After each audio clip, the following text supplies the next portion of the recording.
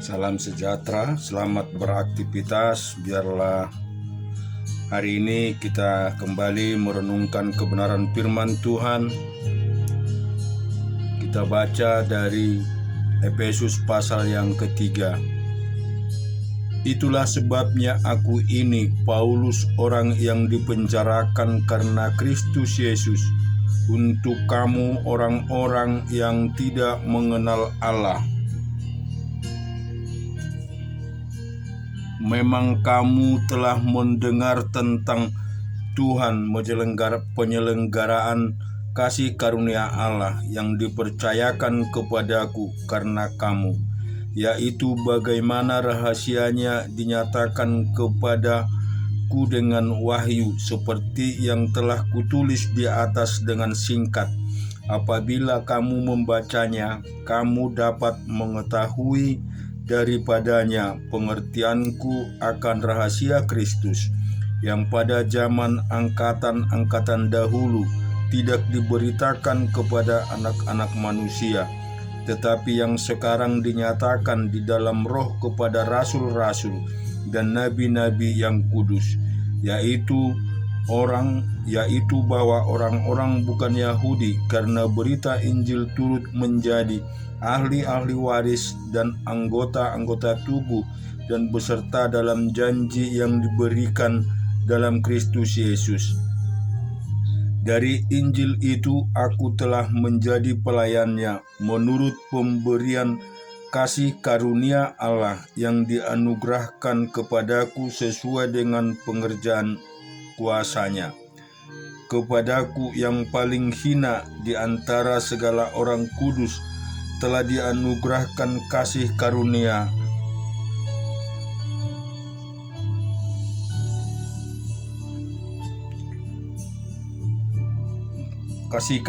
Allah yang dianugerahkan kepadaku sesuai dengan pekerjaan kuasanya. Kepadaku yang paling hina di antara segala orang kudus telah dianugerahkan kasih karunia ini untuk memberitakan kepada orang-orang bukan Yahudi kekayaan Kristus yang tidak terduga itu, dan untuk menyatakan apa isinya tugas penyelenggaraan rahasia yang telah berabad-abad tersembunyi dalam Allah yang menciptakan segala sesuatu, supaya sekarang oleh jemaat diberitahukan berbagai ragam hikmat Allah kepada pemerintah dan penguasa-penguasa di surga, sesuai dengan maksud abadi yang telah dilaksanakannya dalam Kristus Yesus Tuhan kita. Di dalam Dia kita beroleh keberanian dan jalan masuk kepada Allah dengan penuh kepercayaan oleh iman kita kepadanya. Sebab itu aku meminta kepadamu supaya kamu jangan tawar hati melihat kesesakanku karena kesesakanku itu adalah kemuliaanmu. Itulah sebabnya aku sujud kepada Bapa, sebab daripadanya semua turun di sorga dan di atas bumi menerima namanya. Aku berdoa supaya Ia menurut kekayaan kemuliaannya menguatkan dan meneguhkan kamu oleh Roh-Nya di dalam batinmu, sehingga oleh imanmu Kristus diam di dalam hatimu dan kamu berakar serta berdasar di dalam kasih. Aku berdoa supaya kamu bersama-sama dengan segala orang kudus dapat memahami beberapa lembarnya untuk panjangnya dan tingginya dan dalamnya kasih Kristus, dan dapat mengenal kasih itu sekalipun ia melampaui segala pengetahuan. Aku berdoa supaya kamu dipenuhi di dalam seluruh kepenuhan Allah.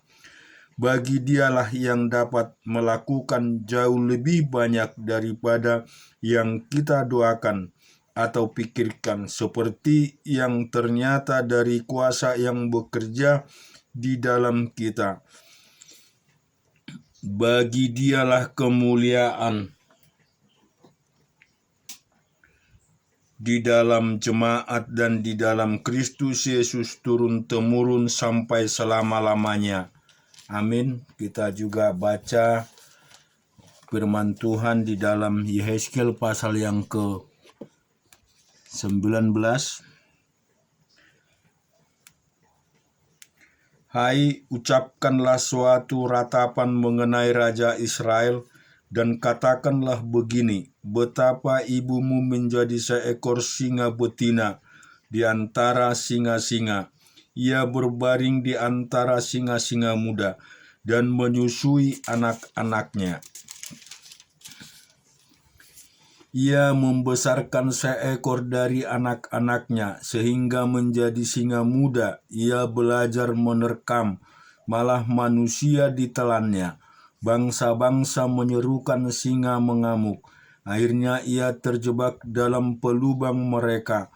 Mereka menggelinkir dia dan mengiringinya ke Mesir.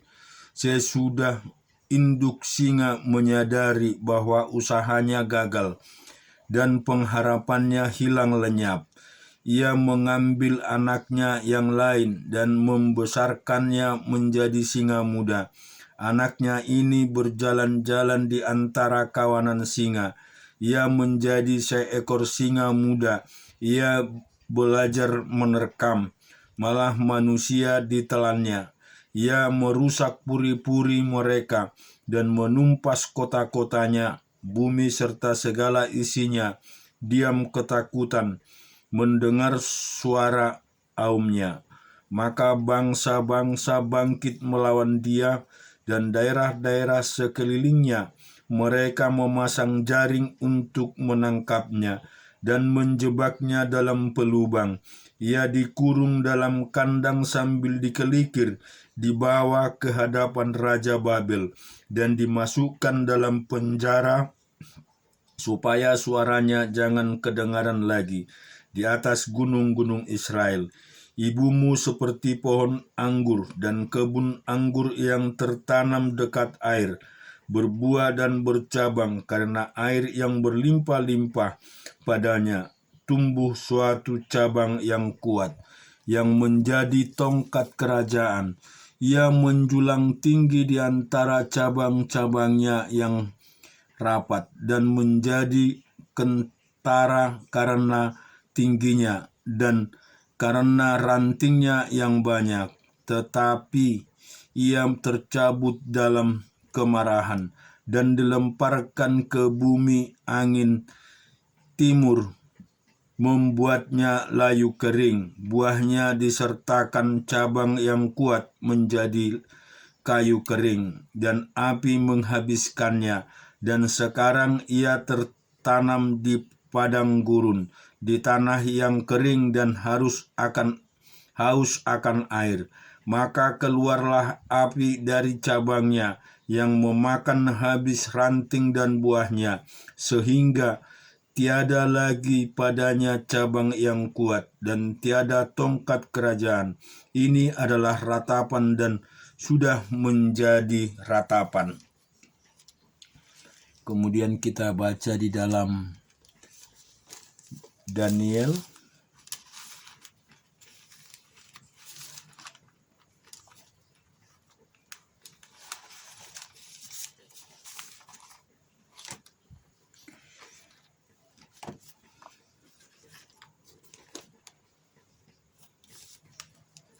pasal yang ke-3.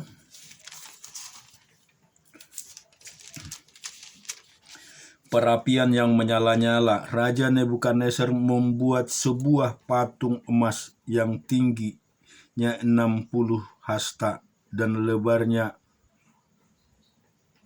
Kita baca di Daniel pasal yang ke-4.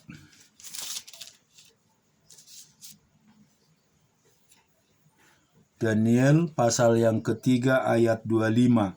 Katanya, tetapi ada 4 orang kulihat berjalan-jalan dengan bebas di tengah-tengah api itu. Mereka tidak terluka, dan yang keempat itu rupanya seperti anak dewa.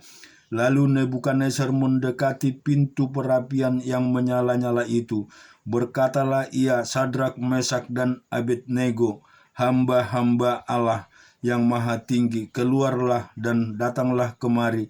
Lalu keluarlah Sadrak, Mesak, dan Abednego dari api itu, dan para wakil raja, para penguasa, para bupati, dan para menteri raja dan berkumpul. Mereka melihat bahwa tubuh orang-orang ini tidak mempan oleh api itu, bahwa rambut di kepala mereka tidak hangus, jubah mereka tidak berubah apa-apa, bahkan bau kebakaran pun tidak ada. Berkatalah Nebukadnezar, terpujilah Allahnya Sadrak, Mesak, dan Abednego. Ia telah mengutus malaikatnya yang melepaskan hamba-hambanya yang telah menaruh percaya kepadanya dan melanggar titah raja, dan yang menyerahkan tubuh mereka karena mereka tidak mau memuja yang menyembah Allah manapun kecuali Allah mereka. Di pasal 4, dari Raja Nebukadnezar kepada orang-orang dari segala bangsa, suku bangsa, dan bangsa yang diam di seluruh bumi. Aku berkenan memaklumkan tanda-tanda dan mukjizat-mukjizat yang telah dilakukan Allah yang maha tinggi kepadaku. Betapa besarnya tanda-tandanya dan betapa hebatnya mukjizat-mukjizatnya. Kerajaannya adalah kerajaan yang kekal dan pemerintahannya turun-temurun. Aku, Nebukadnezar, diam dalam rumahku dengan tenang dan hidup dengan senang dalam istanaku. Lalu aku mendapat mimpi yang mengejutkan aku dan khayalku di tempat tidurku, serta penglihatan-penglihatan yang kulihat menggelisahkan aku. Maka aku mengeluarkan titah bahwa semua orang bijaksana di Babel harus dibawa menghadap aku, supaya mereka memberitahukan kepadaku makna mimpi itu. Kemudian orang-orang berilmu, ahli jampi, para kasdim, dan ahli nujum datang menghadap, dan aku menceritakan kepada mereka mimpi itu. Tetapi mereka tidak dapat memberitahukan maknanya kepadaku. Pada akhirnya Daniel datang menghadap aku, yakni Daniel yang dinamai Belshazzar, menurut nama dewaku, dan yang penuh dengan roh para dewa yang kudus. Lalu kuceritakan kepadanya mimpi itu. Hai Belshazzar, kepala orang-orang berilmu, aku tahu bahwa engkau penuh dengan roh para dewa yang kudus, dan bahwa kita tidak ada rahasia yang sukar bagimu. Sebab itu inilah riwayat penglihatan mimpi yang kudapat, maka ceritakanlah kepadaku maknanya. Adapun penglihatan yang kudapat di tempat tidurku itu demikian: di tengah-tengah bumi ada sebatang pohon yang sangat tinggi. Pohon itu bertambah besar dan kuat, tingginya sampai ke langit, dan dapat dilihat sampai ke ujung seluruh bumi. Daun-daunnya indah, buahnya berlimpah-limpah. Padanya ada makanan bagi semua yang hidup. Di bawahnya binatang-binatang di padang mencari tempat bernaung, dan di dahan-dahannya bersarang burung-burung di udara, dan segala makhluk mendapat makanan daripadanya. Kemudian dalam penglihatan yang kudapat di tempat tidurku itu, tampak seorang penjaga, seorang kudus turunan dari langit. Ia berseru dengan nyaring, demikian katanya, tebanglah pohon itu dan potonglah dahan-dahannya, gugurkanlah daun-daunnya, dan hamburkanlah buah-buahnya. Biarlah binatang-binatang lari dari bawahnya, dan burung-burung dari dahan-dahannya. Tetapi baiklah tunggulnya tinggal di dalam tanah, terikat dengan rantai dari besi dan tembaga, dan di rumput muda di padang. Biarlah ia dibasahi dengan embun dan langit, dan bersama-sama dengan binatang-binatang mendapat bagiannya dari rumput di bumi. Biarlah hati manusia berubah dan diberikan kepadanya hati binatang, demikianlah berlaku atasnya sampai 7 masa berlalu. Titah ini adalah menurut putusan para penjaga, dan hal ini menurut perkataan orang-orang kudus, supaya orang-orang yang hidup tahu bahwa Yang Maha Tinggi, Maha Kuasa atas kerajaan manusia, dan memberikannya kepada siapa yang dikehendakinya. Bahkan orang yang paling kecil sekalipun dapat diangkatnya untuk kedudukan itu. Itulah mimpi yang telah kudapat, aku Raja Nebukadnezar. Sekarang engkau Belteshazzar, katakanlah kepadaku maknanya, sebab semua orang bijaksana dari kerajaanku tidak dapat memberitahukan maksudnya kepadaku. Tetapi engkaulah yang sanggup, karena engkau penuh dengan roh para dewa yang kudus. Lalu berdirilah Daniel yang namanya Belteshazzar, tercengang beberapa saat. Pikiran-pikirannya menggelisahkan dia. Berkatalah raja, Belteshazzar, janganlah mimpi dan maknanya itu menggelisahkan engkau. Belteshazzar menjawab, Tuanku, biarlah mimpi itu tertimpa atas musuh Tuanku, dan maknanya atas seteru Tuanku.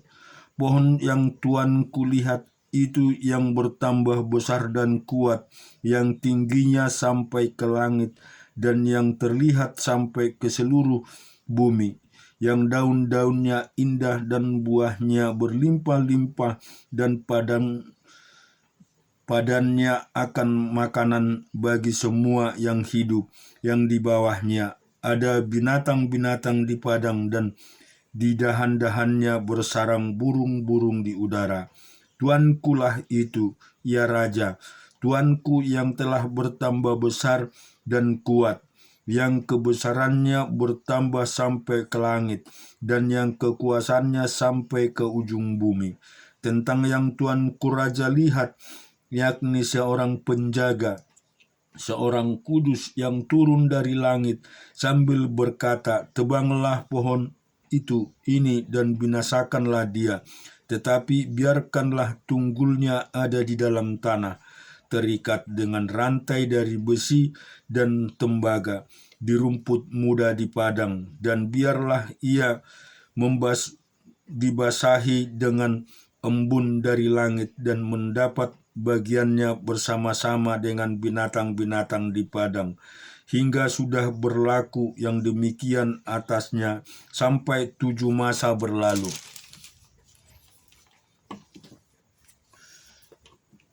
Inilah maknanya, ya Raja, dan inilah putusan Yang Maha Tinggi mengenai Tuanku Raja. Tuanku akan dihalau dari antara manusia, dan tempat tinggal Tuanku akan ada di antara binatang-binatang di padang. Kepada Tuanku akan diberikan makanan rumput seperti kepada lembu, dan Tuanku akan dibasahi dengan embun dari langit.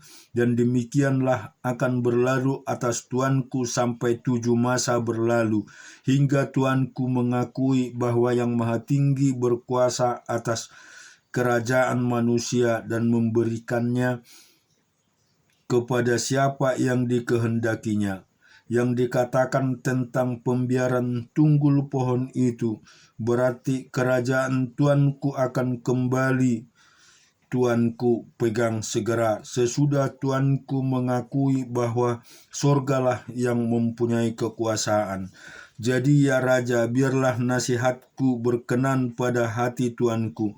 Lepaskanlah diri Tuanku daripada dosa dengan melakukan keadilan dan daripada kesalahan dan menunjukkan belas kasihan terhadap orang yang tertindas. Dengan demikian kebahagiaan Tuanku akan dilanjutkan. Semuanya itu terjadi atas Raja Nebukadnezar, sebab setelah lewat 12 bulan ketika ia sedang berjalan-jalan di atas istana raja di Babel, berkatalah raja, "Bukankah itu Babel yang besar itu, yang dengan kekuatan kuasaku dan untuk kemuliaan kebesaranku telah kubangun menjadi kota kerajaan?" Raja belum habis bicara ketika suatu suara terdengar dari langit. "Kepadamu dinyatakan, ya Raja Nebukadnezar, bahwa kerajaan telah beralih daripadamu. Engkau akan dihalau dari antara manusia, dan tempat tinggalmu akan ada di antara binatang-binatang di padang. Kepadamu akan diberikan makanan rumput seperti kepada lembu, dan demikianlah akan berlaku atasmu sampai 7 masa berlalu, sehingga engkau mengakui bahwa Yang Maha Tinggi berkuasa atas kerajaan manusia dan memberikan kepada siapa yang dikehendakinya. Pada saat itu juga terlaksanalah perkataan itu atas Nebukadnezar, dan ia dihalau dari antara manusia, dan makanan rumput seperti lembu, dan tubuhnya basah oleh embun dari langit, sampai rambutnya menjadi panjang seperti bulu burung Raja Wali, dan kukunya seperti kuku burung. Tetapi setelah lewat waktu yang ditentukan, aku Nebukadnezar mengenadah ke langit, dan akal budiku kembali lagi kepadaku. Lalu aku memuji Yang Maha Tinggi dan membesarkan dan memuliakan yang hidup kekal itu, karena kekuasaannya ialah kekuasaan yang kekal dan kerajaan yang turun-temurun. Semua penduduk bumi dialah dianggap remeh. Ia berbuat menurut kehendaknya terhadap bala tentara langit dan penduduk bumi, dan tidak ada seorang pun yang dapat menolak tangannya dengan berkata kepadanya, "Apa yang kau buat?" Bahwa waktu akal budiku kembali kepadaku, kembalilah juga kepadaku kebesaran dan kemuliaanku untuk kemasyhuran kerajaanku. Para menteriku dan para pembesarku menjemput aku lagi. Aku dikembalikan kepada kerajaanku, bahkan kemuliaan yang lebih besar dari dahulu diberikan kepadaku.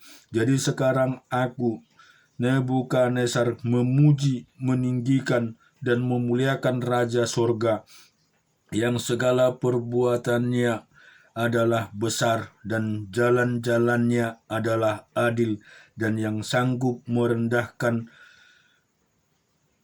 mereka yang berlaku congkak. Kemudian kita membaca Raja-Raja pasal yang ketiga. Lalu Salomo menjadi menantu Firaun, Raja Mesir. Ia mengambil anak Firaun dan membawanya ke kota Daud, sampai ia selesai mendirikan istananya dan rumah Tuhan dan tembok sekeliling Yerusalem. Hanya bangsa itu masih mempersembahkan korban di bukit pengorbanan, sebab belum ada didirikan rumah untuk nama Tuhan sampai pada waktu itu. Dan Salomo menunjukkan kasihnya kepada Tuhan dengan hidup menurut ketetapan-ketetapan Daud ayahnya. Hanya ia masih mempersembahkan korban sembelian dan ukupan di bukit-bukit pengorbanan. Pada suatu hari raja pergi ke Gibeon untuk mempersembahkan korban, sebab disitulah bukit pengorbanan yang paling besar. 1000 korban bakaran dipersembahkan Salomo di atas mezbah itu. Di Gibeon itu Tuhan menampakkan diri kepada Salomo dalam mimpi pada waktu malam. Berfirmanlah Allah, mintalah apa yang hendak kuberikan kepadamu.